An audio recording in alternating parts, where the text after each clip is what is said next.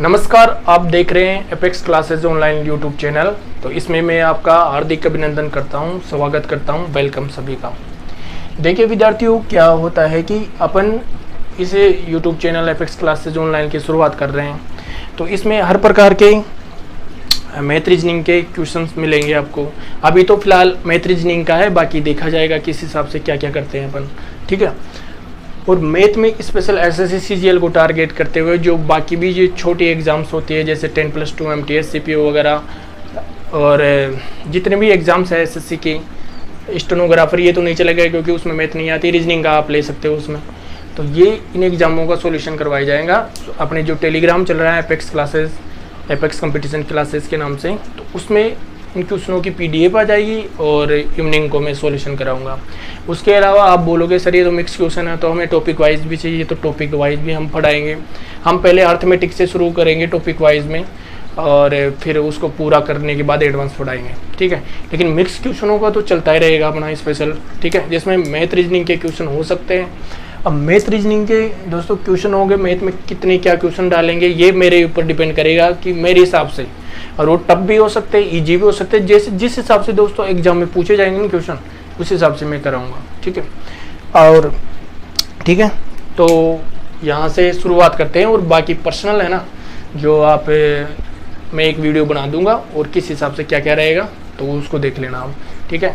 तो आज 8-10 क्वेश्चन है, इस समझाने का तरीका देख रहे हैं किस हिसाब से समझाऊंगा। अगर आपको पसंद आए तो आप सब्सक्राइब करें, लाइक करें और शेयर करें, ठीक है।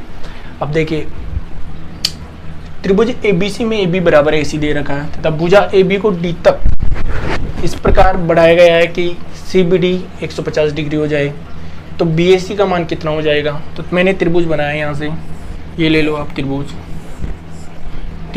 A और B, और क्या बना दिया मैंने, C बना दिया दोस्तों। तो त्रिभुज ABC में क्या दे रखा है, इधर से AB बराबर AC दे रखा है, तो बराबर किसी भी हिसाब से आप डिनोट कर सकते हैं। तो AB बराबर क्या कर दिया मैंने, ऐसे कर दिया, क्लियर। अब इसके बाद में था भुजा AB को D तक इस प्रकार बढ़ाया गया, तो AB ये भुजा है, इसको D तक इस प्रकार बढ़ाया गया है, यहाँ तक मैंने D बढ़ाया, ठीक है। D तक इस प्रकार बढ़ाया है कि CBD 150 डिग्री हो जाए। अब दोस्तों देखो, CBD आप ऊपर भी तो ले जा सकते थे, वैसे बोला नहीं इसने, बोला AB को D तक इस प्रकार बढ़ाया, न कि BA को D तक इस प्रकार बढ़ाया, लेकिन फिर भी आप ऊपर एग्जाम में ले जा सकते थे। जल्दीबाजी में यही करते हैं वहाँ पे एग्जाम में, लेकिन उसको बाद में बताएंगे, पहले इसको करो आप, है ना। तो AB को D तक इस प्रकार बढ़ाया गया। तो अब देखो कि CBD कितना हो जाए दोस्तों, 150 डिग्री। तो CB और D ये कितना हो जाए, 150 डिग्री हो जाए, क्लियर। तो पूछा गया है अपन को BAC, तो BAC पूछा गया है, तो BAC कितना हो जाएगा ये पूछा गया। तो इसका जाहिर सी बात है भाई, ये दो कोण अगर अपने पास ये वाले कोण निकलते हैं, ये दोनों कोण निकल जाएगा, तो तीसरा ऑटोमेटिक निकल जाएगा। कैसे, क्योंकि तीनों कोणों का योग क्या होता है 180 डिग्री, तो दो का योग याद है, तो 180 में से वो घट जाएगा, क्लियर, ठीक है। तो यानी कि कुल मिला के बात है कि कोण A प्लस कोण B प्लस कोण C बराबर कितना हो जाएगा, 180 डिग्री। अब मेरे को कोण B और कोण C का मान चाहिए, बाकी देख लेंगे अपन इसको, सुनो, ठीक है। तो 150 है। अब देखिए यहाँ से देखिए कोई रेखा जा रही है दोस्तों, ये पॉइंट, अगर इसमें ये तो खैर लंब डाल दिया मैंने, तो ये 90 डिग्री का हो गया और ये 90 डिग्री का होगा। कैसे भी डालो इस हिसाब से, तो ये पूरा बनेगा ना दोस्तों, तो ये पूरा 180 डिग्री होगा। तो 180 डिग्री होगा तो ये 150 है, तो कितना बच जाएगा, ये 30 डिग्री बच जाएगा। और ABC जब 30 डिग्री है, AB बराबर है AC की, तो ये कोण भी दोस्तों क्या हो जाएगा, 30 डिग्री हो जाएगा। तो 30 और 30 कितना हो गया, 60। तो बाकी कितना बचा, जल्दीबाजी में निकालोगे तो 120 डिग्री। अब वो देखो कैसे, यहाँ से देखो कोण A ले लिया प्लस कोण B प्लस कोण C, ये कितना हो गया 60 डिग्री बराबर कितना 180 डिग्री। और हमें कोण A का मान चाहिए, तो ये कितना हो जाएगा 120 डिग्री, आपका आंसर हो जाएगा, ठीक है दोस्तों। इस हिसाब से आपको निकालना है। आप बोलोगे सर इसको CBD ऐसे करो, क्योंकि भाई आप जल्दीबाजी वहाँ पे एग्जाम दे रहे हैं आप, और आपका दिमाग चला भाई BAC ऐसे ले जाऊँ मैं, कैसे CBD को मैं ऐसे ले जाऊँ CBD ऐसे जल्दीबाजी में। तो आप खुद ही सोचो, CBD जब आपके पास 150 दे रहा है, तो 150 कितना हो जाएगा दोस्तों, 300। और तीनों कोणों का योगी जब 180 डिग्री हो रहा है, तो ऐसे तो बना ही नहीं सकते, लेकिन ऐसी गलती मत करना, ठीक है। चलो अगले क्वेश्चन पे चलते हैं। वैसे ये क्वेश्चन है ना, ये तो मैंने लिख दिया, बाकी अपन जैसे अपनी सुविधा नहीं है, डिजिटल बोर्ड नहीं है, तो इस हिसाब से अपन मैं क्वेश्चन लिख दूंगा पहले। तो आज तो मैं इसी में से लिख रखे हैं मैंने क्वेश्चन, ठीक है। तो उस हिसाब से दूसरा क्वेश्चन, नेक्स्ट क्वेश्चन पे चलते हैं अपन, ठीक है। हाँ, अब देखिए नेक्स्ट क्वेश्चन क्या कहता है। नेक्स्ट क्वेश्चन आपका आने वाला है, इसको मिटा देता हूं मैं। और ये लो, ठीक है, मिट गया। नेक्स्ट क्वेश्चन आपका है इस सीट का, भोपाल गैस कांड सप्ताह के किस दिन हुआ। ये क्वेश्चन आपसे पूछा गया है दोस्तों, भोपाल गैस कांड सप्ताह के किस दिन हुआ। चलो नेक्स्ट क्वेश्चन है, भोपाल गैस कांड सप्ताह के किस दिन हुआ, ये आपका क्वेश्चन, ठीक है दोस्तों। ये आपका क्वेश्चन है, भोपाल गैस कांड सप्ताह के किस दिन हुआ, यही तो है ना, ठीक है। तो चलो वो भी बिंदु लगा दो यहाँ पे, कोई दिक्कत नहीं है ऐसे भी, क्योंकि हिंदी में मिस्टेक हो सकती है दोस्तों। तो भोपाल गैस कांड सप्ताह के किस दिन हुआ यहाँ पे, तो इस क्वेश्चन को ये लो, ठीक है, किस दिन हुआ इसको करते हैं। तो इस क्वेश्चन को करने से पहले कुछ बातें सीखते हैं अपन, ये जानना जरूरी है दोस्तों। और इसमें आप सोच रहे होगे ये तो जीके का क्वेश्चन है, ये तो रटा हुआ होना चाहिए, लेकिन ये रीजनिंग में पूछा गया क्वेश्चन है। तो इसके लिए आपको पहले तो किस दिन हुआ तो बात की बात है, पहले तो डेट पता होनी चाहिए, कब कौन सी डेट को हुआ था ये भोपाल गैस कांड, ठीक है। तो इसमें आपका जीके भी क्लियर हो जाएगा और इसका रीजनिंग भी क्लियर हो जाएगी, इसलिए मैंने ये क्वेश्चन लिया है। तो देखो भोपाल गैस कांड सप्ताह के किस दिन हुआ, ये तो देखो 3 दिसंबर 1984, ये तो भोपाल गैस कांड हुआ है, ठीक है। अब कुछ बेसिक बातें देखते हैं इस क्वेश्चन को किस हिसाब से करेंगे, कोई बेसिक पॉइंट देखो आप, ठीक है।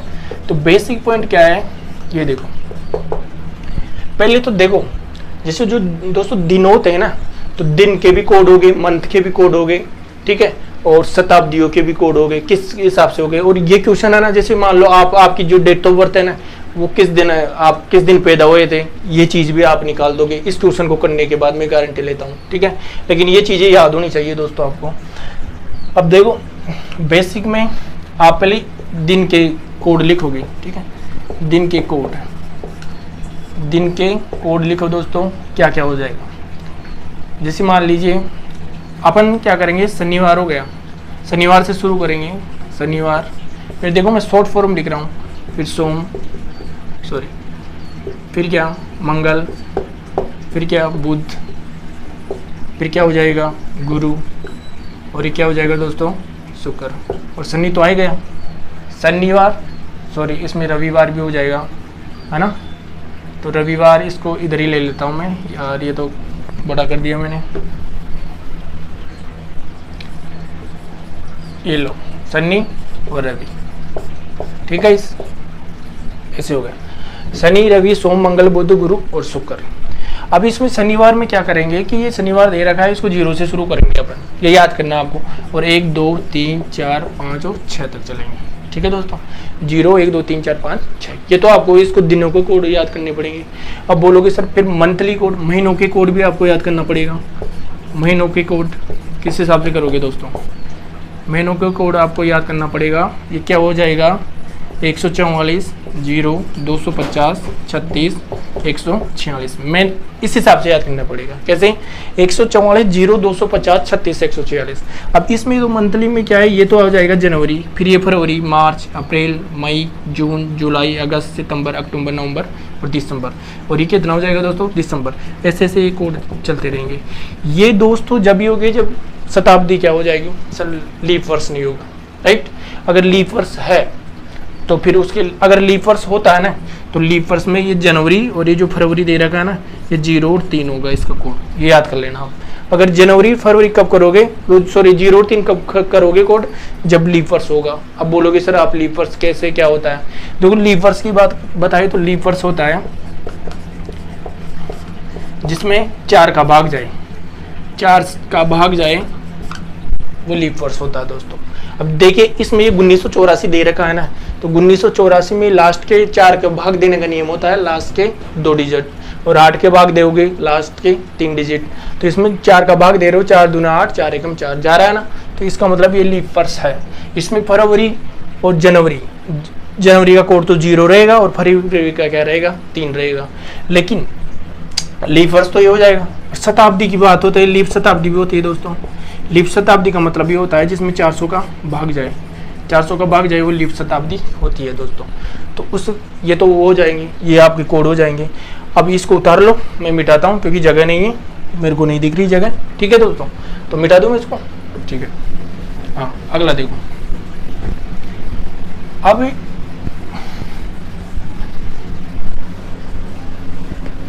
अब बात ये शताब्दी कोड होगी। शताब्दी कोड क्या होता है देखो, शताब्दी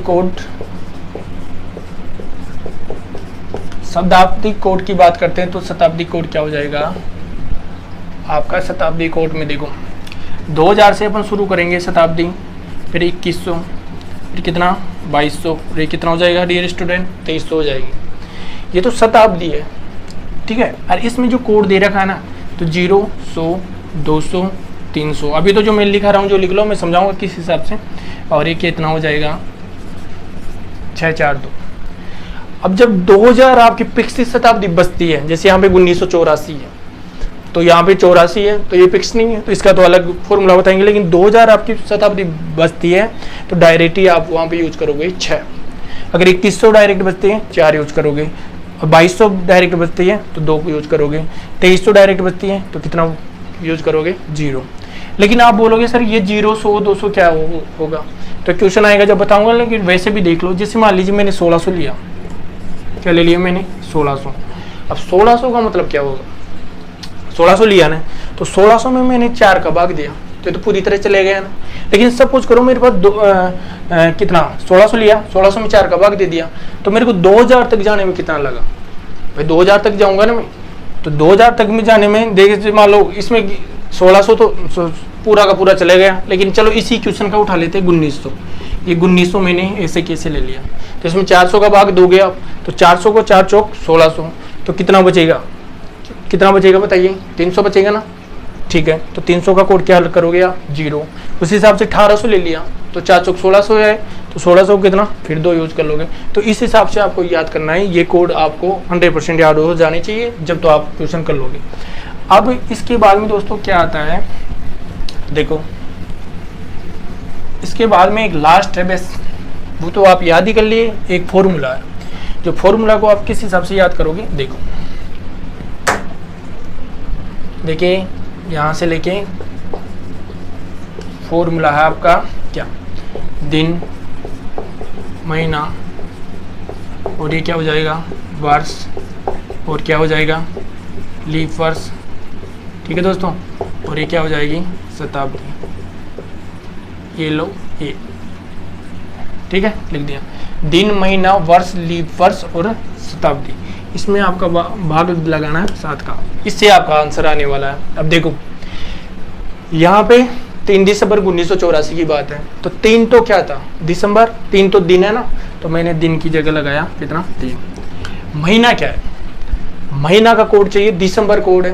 पहले तो आप देखो लीप वर्ष है एक नहीं है, 4 का भाग जा रहा है लीप वर्ष है। इसमें जनवरी फरवरी कितने दिन की होगी, जनवरी तो का कोड हो जाएगा 0, फरवरी का कितना हो जाएगा 3 जो मैंने लिखाया था। लेकिन महीना तो अब दिसंबर का चाहिए ना, तो दिसंबर में तो कोई प्रभाव पड़ने वाला नहीं है। जैसे 146 0250 36 146 इसका कोड है मंथली, तो उसमें जो लास्ट का कोड 6 है तो इसका ही डिजिट होगा वो, तो 6 इसका हो जाएगा। वर्ष क्या ले रहे हैं दोस्तों, वर्ष में आपको डायरेक्ट ये 84 उठाना है, कुछ नहीं करना। जैसे 100 से कम रहे हैं ना दोस्तों, तो उसको सारे को उठा लेना, अपने को फिक्स बनाने हैं, जैसे 1600 1700 1800 इस हिसाब से। तो अपने इसको 84 को अपने डायरेक्ट उठा लिया, उठाया। अब लीप वर्ष में क्या करते हैं दोस्तों, लीप वर्ष में इस जो 84 है ना, तो इसी 84 में 4 का भाग लगाएंगे अपन, और जो शेषफल बचता है ना दोस्तों वो अपन यहाँ पे लिखेंगे। ठीक है, तो मैंने भाग लगाया 4 दूना 8 4 1 में 4, कुछ नहीं बचाना शेषफल। ठीक है, तो यहाँ पे 0 लगा दो।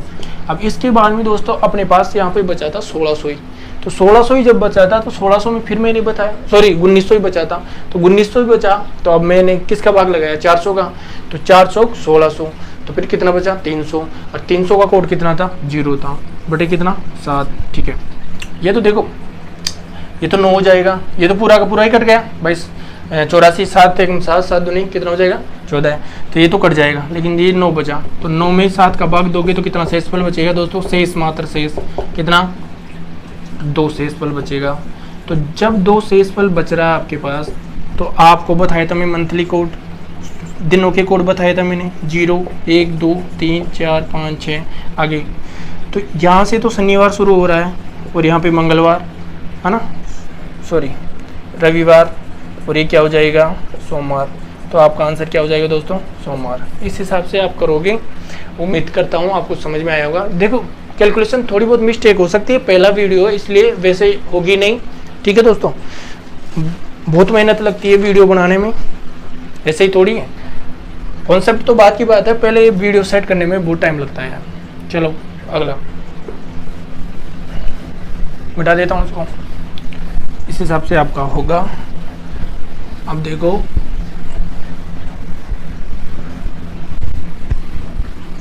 अब आते हैं अपने मैथ वाले क्वेश्चन में। मैथ का क्वेश्चन, यदि 2 bracket x square minus Y square और x y square plus x square y ये ब्रैकेट में का तृतीय अनुपाती पूछा गया है, और इसमें आपके पास ये दे रखा है, तो एक्स वाई का मान बताइए। मैं एक बार लिख देता हूँ, देखो यदि when 2x square minus Y square है दोस्तों, PDF में एक्स स्क्वायर ही दे रहा होगा, और एक्स वाई का क्या हो जाएगा होल स्क्वायर का तृतीय अनुपाती, तृतीय अनुपाती पूछा है ना, ठीक है मैंने ये लिख दिया। अपने पास कितना दे रखा है तृतीय अनुपाती, ये दे रखा है ब्रैकेट 8 है ना, सॉरी x प्लस वाई, और ये बटाया ध्यान रखना, तो x माइनस कितना y, ठीक है ये दे रखा है। तो एक्स वाई पूछा गया आपसे, मैं बोला था भाई आप ये डिसाइड करो पहले पूछा क्या है, तो एक्स वाई का मान पूछा गया, ठीक है ये वाला क्वेश्चन है। अब देखिए इस क्वेश्चन को किस हिसाब से करेंगे अब हम। वैसे आपको याद होना चाहिए तृतीय अनुपाती का फॉर्मूला क्या होता है। तृतीय अनुपाती मतलब फॉर्मूला क्या होता है, बी स्क्वायर बटे क्या होता है ए। ये कैसे है ये देखो ठीक है दोस्तों, ये तो अपन को याद होना जरूरी है। अब देखो जैसे मान लीजिए कोई संख्या है ए अनुपात बी समानुपात बी अनुपात क्या सी, ठीक है। तृतीय अनुपात में ये करते हैं, ये अंदर के अंदर गुणा हो जाती है, बार की बार गुणा हो जाती है, तो ए सी बराबर क्या हो जाएगा बी स्क्वायर, और यहाँ पे ए सी बराबर बी स्क्वायर है, तो ये कितना किसका मान चाहिए, सी बराबर बी स्क्वायर बटे क्या हो जाएगा, ये इधर नीचे जाएगा तो ए हो जाएगा। तो इस हिसाब से आप मेरे हिसाब से याद ही कर लेना, वैसे ये है। बाकी जो थ्योरी पढ़ाएंगे तो ढंग से पढ़ाएंगे, तो उसमें आप देख लेना, ठीक है। तो अब बी स्क्वायर बटे हो गया है, क्लियर, ठीक है। अब बी स्क्वायर बटे हैं, तो ये मान लो ये पूरा का पूरा क्या है ए, और ये क्या है बी, ठीक है, और इसके बराबर ये दे रखा है ये सी का मान, तृतीय अनुपाती में ये होगा। तो बी स्क्वायर यानी कि देखो इसी में मैं कॉमन ले रहा हूँ, आपको पता होना चाहिए एक्स वाई कॉमन आ रहा है, इसमें भी एक्स वाई कॉमन है, तो इन दोनों में से एक्स वाई निकाल देता हूँ, तो बाकी क्या बचेगा, इसमें तो वाई बचेगा और इसमें क्या बचेगा एक्स, तो ये दोनों एक्स प्लस वाई जुड़ जाएंगे एक्स वाई में, ठीक है। तो मेरे पास देखो मैं कॉमन लेता हूँ, तो एक्स वाई और x प्लस वाई ये मेरे पास बचेंगे कि नहीं बचेंगे, ये बचेंगे। अब अपने पास तो फॉर्मूला ये है कि बी स्क्वायर करो, तो ये तो बी था ना, तो इसका और स्क्वायर करो तो कितना हो जाएगा एक्स वाई बटे क्या हो जाएगा, सॉरी एक्स वाई इसमें गुणा में हो जाएगा। तो बी स्क्वायर बटे एक की बात है, तो एक कितना दे रखा है मेरे पास, एक ही तो मेरे पास ये दे रखा है कितना 2, और ये X square minus Y square, और बराबर सी का मान है, तो सी का मेरे पास क्या दे रखा है दोस्तों 8 एक्स प्लस वाई बटे क्या हो जाएगा एक्स माइनस वाई, ये आपके सामने दे रखा है। तो अब एक्स वाई का चाहिए तो निकाल लेंगे, ठीक है। लेकिन इसका देख लो, इसका फॉर्मूला होता है एक, क्या होता है एक्स स्क्वायर माइनस, इधर देखो ए स्क्वायर माइनस बी स्क्वायर का फॉर्मूला दोस्तों होता है ए प्लस बी और क्या होता है ए माइनस बी।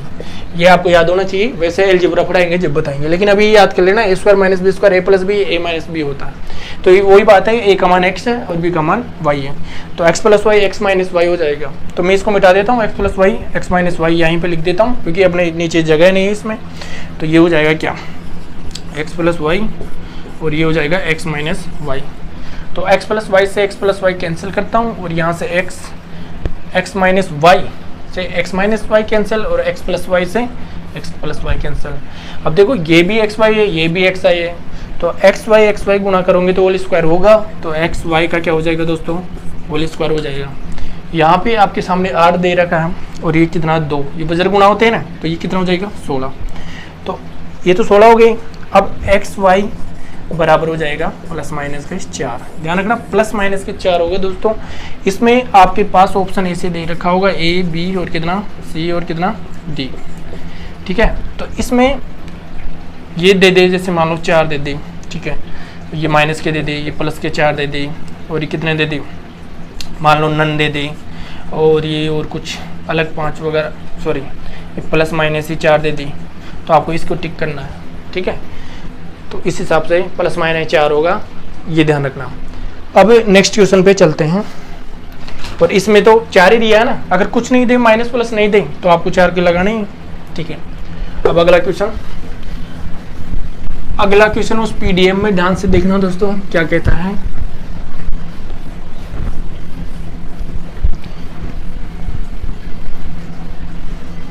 देखो मेहनत तो करनी पड़ेगी आपको, बिना मेहनत कुछ नहीं है, जबरदस्त मेहनत करनी पड़ेगी आपको, बहुत भयंकर, ठीक है। अब देखो एक नाव की गति अनुप्रम में 7 किलोमीटर घंटा है और धारा की प्रतिकूल 3 किलोमीटर घंटा है, तो धारा का वेग ज्ञात करें। तो ये पहले तो धारा का वेग ये क्या होता है, देखो भाई ऐसा है, ये x है ना, तो ये तो नाव की चाल मानेंगे, नाव की गति मान लो, है ना, नाव की चाल, और ये y है ना जो धारा की चाल मानेंगे, है ना। x तो नाव की चाल मानना है, y धारा की चाल मानना है, जब टॉपिक पढ़ाएंगे जब बताएंगे, वैसे अभी के लिए तो ये मानो, ठीक है दोस्तों। अब इसमें ये कह रहा है, देखो क्वेश्चन में पूछा गया अनुप्रवाह, तो आप एक चीज याद रखो कि ये तो चाल है, ध्यान रखना। अब ये नोटिस करना आप कि प्रतिकूल आ जाए आपके पास, ठीक है, उधर प्रवाह आ जाए, और इसके अलावा विपरीत आ जाए, तो इसमें आपको x माइनस वाई करना है, चालों को क्या करना है, घटाना है। और ये क्या आ जाए, अनुप्रवाह आ जाए, है ना, अनुकूल आ जाए,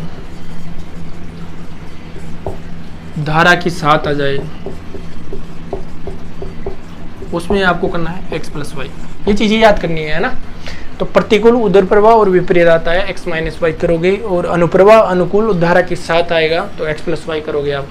तो इसमें यही तो दे रखा है। अब पूछा क्या है, देखो एक नाव की गति अनुप्रवाह में 7 किलोमीटर घंटा है, तो देखो अनुप्रवाह में 7 किलोमीटर घंटा है, तो अनुप्रवाह क्या है, ये वाली, तो मैंने तुरंत लिया क्या, x प्लस वाई बराबर कितना, 7 किलोमीटर घंटा, क्लियर। अब इसके बाद में पूछा है घंटा है और धारा के प्रतिकूल 3 किलोमीटर घंटा है, तो प्रतिकूल तो ये है ना, तो माइनस में लो, तो x माइनस वाई बराबर कितना हो जाएगा, 3 किलोमीटर घंटा है। तो धारा का वेग पूछा गया है, देखो पूछा गया है वो मैं पहले बोल रहा हूँ, लास्ट में देख लेना, y बराबर इसका मान निकालना है आपको। तो कैसे निकालोगे, तो ये समीकरण वाले क्वेश्चन तो आप 10th क्लास में पढ़े होगे काफ़ी। तो इसमें ये करते हैं, देखो मेरे को तो y चाहिए ना डायरेक्ट, तो y निकालना है तो इसको प्लस में करना पड़ेगा। तो इसका मतलब जब इसको प्लस करता हूँ इस पूरे पोर्शन को, तो यहाँ पे तो ये प्लस हो जाएगा, ये क्या हो जाएगा माइनस, और ये क्या हो जाएगा माइनस। अब ठीक है, तो ये तो देखो प्लस माइनस तो कैंसिल हो जाएंगे, और ये प्लस वाई, एक वाई 2 वाई, तो 2y हो जाएगा, और 7 में से 3 जाएंगे तो कितना 4, तो y में भाग दोगे तो कितना हो जाएगा 2 हो जाएगा आपका, ठीक है। तो इस हिसाब से आपका आंसर होगा, ठीक है, समझ में आ रहा होगा आपके, ठीक है ना दोस्तों, ठीक है। देखो ये पहला वीडियो है इसलिए कुछ हो सकता है, मिस्टेक हो सकती है, बाकी जोश के साथ पढ़ाएंगे हम, ठीक है। अब देखो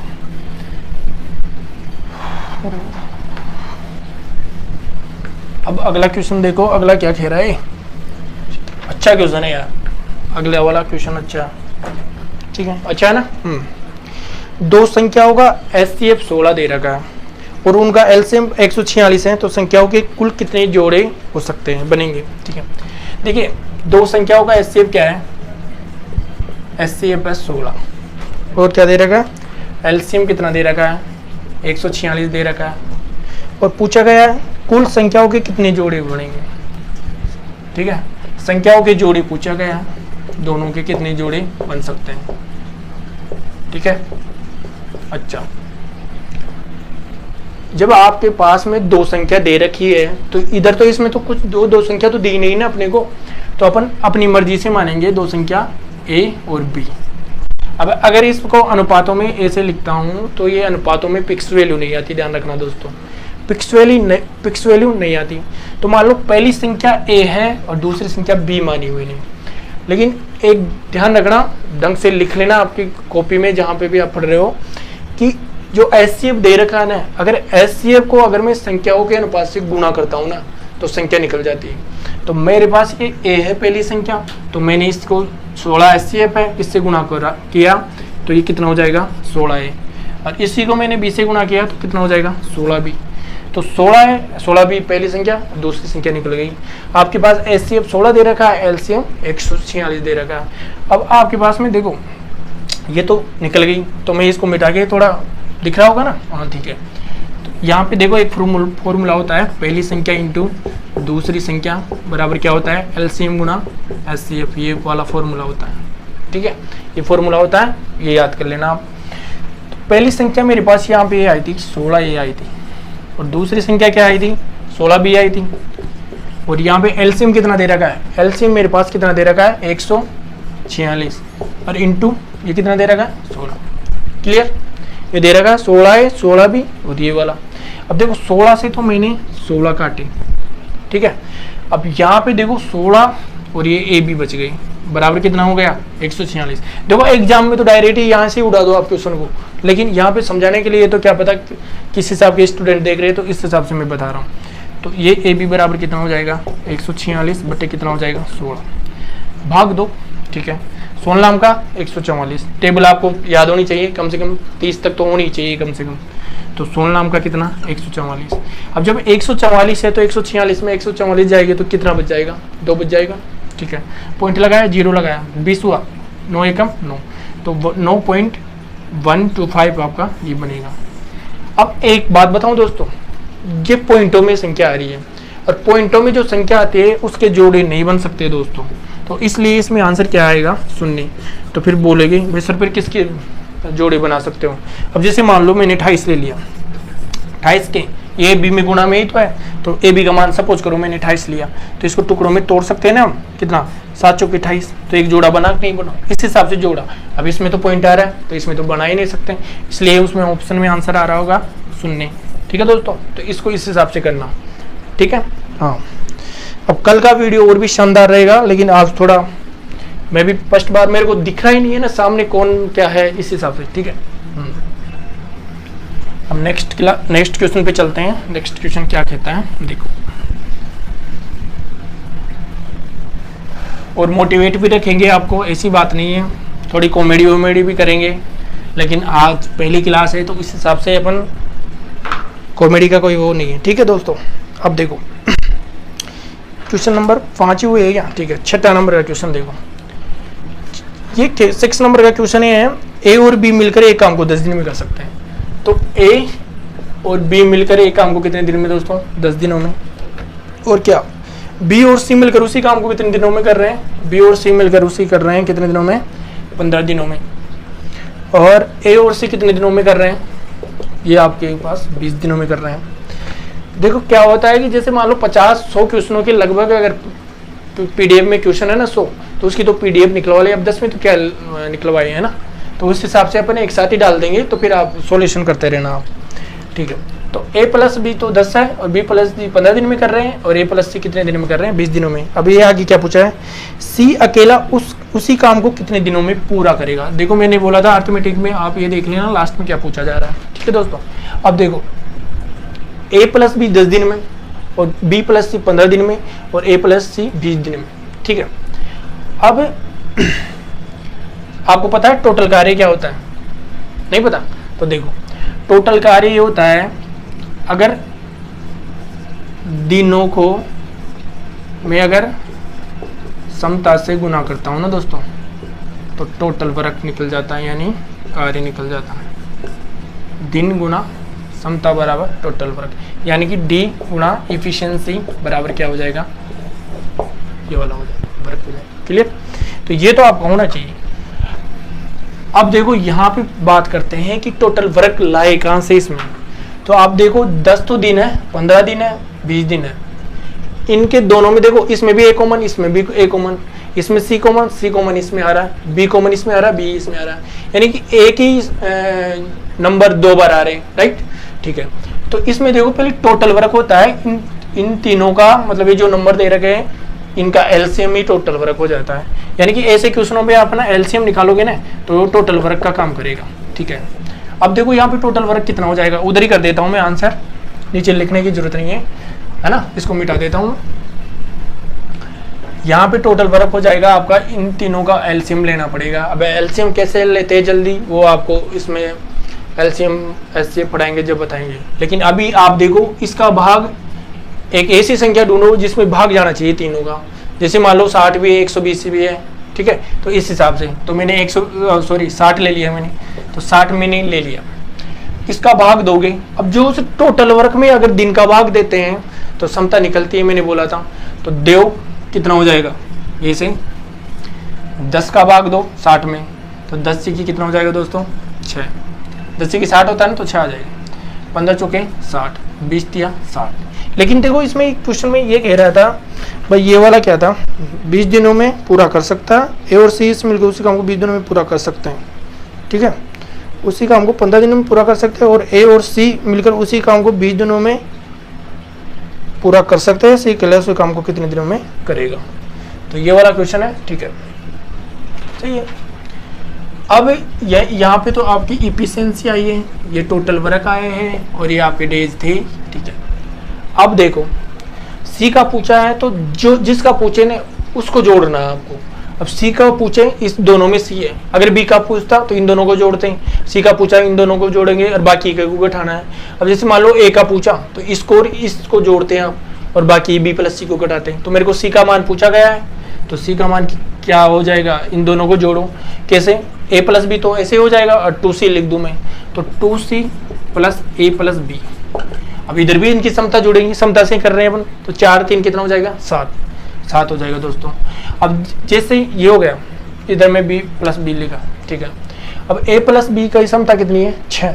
अब ए प्लस बी इसमें से घटाऊंगा मैं, तो 2c प्लस ए प्लस बी, और ये माइनस करता हूँ मैं ए प्लस बी, ये वाला, और इसकी समता कितनी है 6, तो बराबर 7 में से कितना जाएंगे 6 चले जाएंगे। तो यहाँ से देखो प्लस ये माइनस हो जाएगा अंदर जाके, तो ऐसे करने के बाद ए से ए कट जाएगा, और बी से भी क्या कट जाएगा बी, क्योंकि माइनस हो गई। और 2c बराबर कितना हो जाएगा 1, तो c बराबर क्या 1/2। ये तो आपकी क्या है, ये समता आई है सी की। आपको पूछा है सी उसी कितने दिन में करेगा, तो मेरे पास टोटल कार्य में अगर मैं किस समता का भाग देता हूँ तो दिन निकलेंगे। ठीक है, तो 60 में किसका भाग दे दूंगा 1/2 का, ये 2 ऊपर चला जाएगा, तो 120 आपके क्या हो जाएगी आंसर। तो इस हिसाब से आपके ये आंसर हो जाएगी। क्लियर, ठीक है, समझ में आ रहा है। ओके, अब अगला देखो, अगला क्वेश्चन 7 नंबर का, इसको मैं मिटा दूं। ठीक है, आप देखो, ठीक है,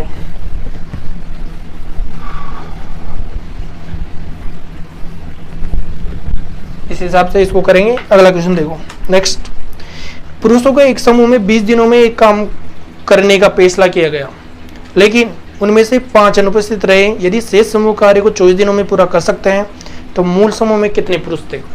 अब देखो पुरुषों के एक समूह थे, ठीक है, तो पुरुषों को एक समूह में 20 दिनों में एक काम करने का फैसला किया गया है। अब इसमें पुरुष दे रखे ही नहीं, तो अपन एक्स के हिसाब से मान सकते हैं। तो एक्स का अपन पुरुष मानते हैं, पुरुषों का समूह है एक्स माना। ठीक है, तो इसमें से 20 दिनों में एक काम करने का फैसला किया। तो आप ही बताओ, जब जितने जैसे आदमी है, कोई एक एक्स आदमी है 20 दिन तक करेंगे तो टोटल कार्य आएगा नहीं आएगा, आएगा ना। हाँ, तो ये यहाँ पे एक्स को मैंने 20 से गुणा किया, तो ये तो टोटल कार्य आएगा। अब आपके पास दे रखा, लेकिन उनमें से 5 अनुपस्थित रहे, तो पुरुष तो टोटल मेरे पास ये थे ना, ये क्या है भाई पुरुष है, तो ये एक्स है, तो 5 अनुपस्थित रहे तो x - 5 हो जाएंगे। ठीक है, लेकिन उनमें से 5 अनुपस्थित रहे। यदि शेष समूह कार्य को 24 दिनों में पूरा कर सकते हैं, तो ये तो 20 दिन में कर रहा था, तो ये 24 दिनों में करेगा, और इनको दोनों को क्या कर दो बराबर कर दो। तो मूल समूह में कितने पुरुष थे, ये आपसे क्वेश्चन पूछे जाएंगे। तो आप देखो, अब यहाँ पे कितना हो जाएगा 20x हो जाएगा, 24x c हो जाएगा, और ये 24 पंजे 120 से हो जाएगा। क्लियर। अब देखो ये माइनस है, ये इधर आएगा तो प्लस हो जाएगा 120 का, और ये 20 24x में से 20x जाएंगे तो कितना हो जाएगा 4x हो जाएगा। तो x का मान कितना हो जाएगा दोस्तों, भाग दे दो 30 आपका x का मान हो जाएगी। ठीक है, तो आपका आंसर कितना हो जाएगा इसमें 30 हो जाएगा। क्लियर। तो अगला क्वेश्चन हो जाएगा ना। ठीक है, एक लास्ट क्वेश्चन देख लो, फिर अपन कल करते हैं बाकी, है ना। ठीक है, एक क्षेत्र एक वर्ग के रूप में है और इसके चारों ओर 11 रुपए प्रति मीटर की दर से बाड़ लगाने की लागत 2420 रुपए है। मैदान का क्षेत्रफल मीटर स्क्वायर में क्या हो जाएगा। देखो आयतन तो क्यूब में होता है और क्षेत्रफल स्क्वायर में होता है, ये ध्यान रखना। ठीक है, और पाई का मान की बात करते हैं तो ये कितना हो जाएगा 22/7 होता है, और पाई का ही मान क्या होता है 3.14, ये भी पाई का मान होता है। लेकिन डिपेंड ये करता है एग्जामिनर पे कि वो क्या यूज करवा रहा है। ठीक है, अब देखो एक क्षेत्र एक वर्ग के रूप में, तो यहाँ पे मैंने ये वर्त बनाया। ठीक है दोस्तों, ये मेरा वर्त ढंग से नहीं बना, चलो मैंने बना दिया, ये वर्त है। एक क्षेत्र एक वर्ग के रूप में, इसके चारों ओर 11 रुपए प्रति मीटर की दर से बाड़ा लगानी है। तो ये जैसे एक वर्त है, कोई किसी का खेत मान सकते हो आप, या क्रिकेट का मैदान मान लो, तो इसके चारों ओर क्या लगानी है मेरे को 11 रुपए प्रति मीटर की दर से बाड़ लगाने की लागत है 2420 रुपए। ठीक है, तो टोटल लागत कितनी आ रही है 2420 रुपए आ रही है। ठीक है, मैदान का क्षेत्रफल बताइए। तो मैदान का क्षेत्रफल ये क्या है, ये तो वर्ती तो है ना, तो क्षेत्रफल मेरे को ये चाहिए पाई आर स्क्वायर। वर्त का क्षेत्रफल यही तो होता है ना। ठीक है, ये पाई आर स्क्वायर होता है, तो इसका मान चाहिए और कुछ नहीं है। ठीक है, अब बताओ, अब ये एक बात बताऊं, यहाँ से वो बाकी डिटेल वर्त पढ़ेंगे जब बताएंगे, लेकिन अभी तो आप इसके चारों ओर बाड़ लगानी है, उसका ये खर्चा दे रखा है और क्षेत्रफल चाहिए मुझे। ठीक है, तो एक बात बताओ, ये जो होता है ना पूरा का पूरा गोला, इसका पूरा इसकी परिधि हो गया। ठीक है, परिमाप हो गया। तो परिधि क्या होती है, अगर परिधि की बात करते हैं, वर्त की परिधि क्या होती है दोस्तों 2πr। अब ये 2πr तो मेरे पास दे रखा ही है, और वो 11 रुपये प्रति हिसाब से लगा रहा है, प्रति मीटर के हिसाब से, और यहाँ पे कितना दे रखा खर्चा 2420 रुपये। ठीक है, ये दे रहेगा। अब इसको काट दो, 11 दूना कितना 22, 220 तो ये ठीक होगा। इसका पाई का मान 22/7 यूज करवाया है, तो 22/7 लिखा मैंने, तो 22/7 डायरेक्ट 22 से 22 कट गए ना। ठीक है, 22 बटे कितना 7, तो यहाँ पे लिख दूँ मैं, ये हो जाएगा 2 और 22/7 इंटू कितना r बराबर कितना हो जाएगा 22/7। इससे मैंने ये काटा, ये कट गया, 2 से मैंने इसमें 10 बचे 5 बार, तो r बराबर कितना हो जाएगा 7 पंजे कितना 35। इसकी जो त्रिज्या है ना वर्त की, यहाँ से लेके केंद्र है, केंद्र से ही कितनी हो जाएगी 35। अब पाई आर स्क्वायर का मान चाहिए, तो इसका यूज करेंगे 22 बटे कितना 7, r कितना है 35 दे रखा है, इसका भी कितना हो जाएगा स्क्वायर, 7 पंजे कितना हो जाएगा 25, 22 पंजे कितना होता है 110, 110 इंटू 35। ठीक है, 110 इंटू 35। अब 35 का पढ़ा आपको आना चाहिए, तो यहाँ से देखो 35, 35 का 5 से लगी 3, और ये कितना हो जाएगा, ये कितना हो जाएगा 38। तो ये 3850 आपके क्या हो जाएगी आंसर। ठीक है, उम्मीद करता हूँ कि आपको समझ में आई होगी आज की क्लास। कल थोड़े जोश के साथ पढ़ाएंगे आपको। ठीक है, पहला वीडियो था इसलिए अब जैसा बना है वैसा बन गया, लेकिन आप चैनल को सब्सक्राइब कर लेना ज़रूर। बहुत अच्छी तरह पढ़ाऊँगा, बहुत ही मतलब अच्छे कंसेप्ट होंगे। और अगर आपको फिर भी भाई सर इसमें कुछ गलतियाँ की मैंने समझाने में, भाई इस हिसाब से पढ़ाओ, तो उस हिसाब से आपको पढ़ाएंगे अच्छी तरह से। ठीक है, क्वेश्चन तो अच्छे होंगे लेकिन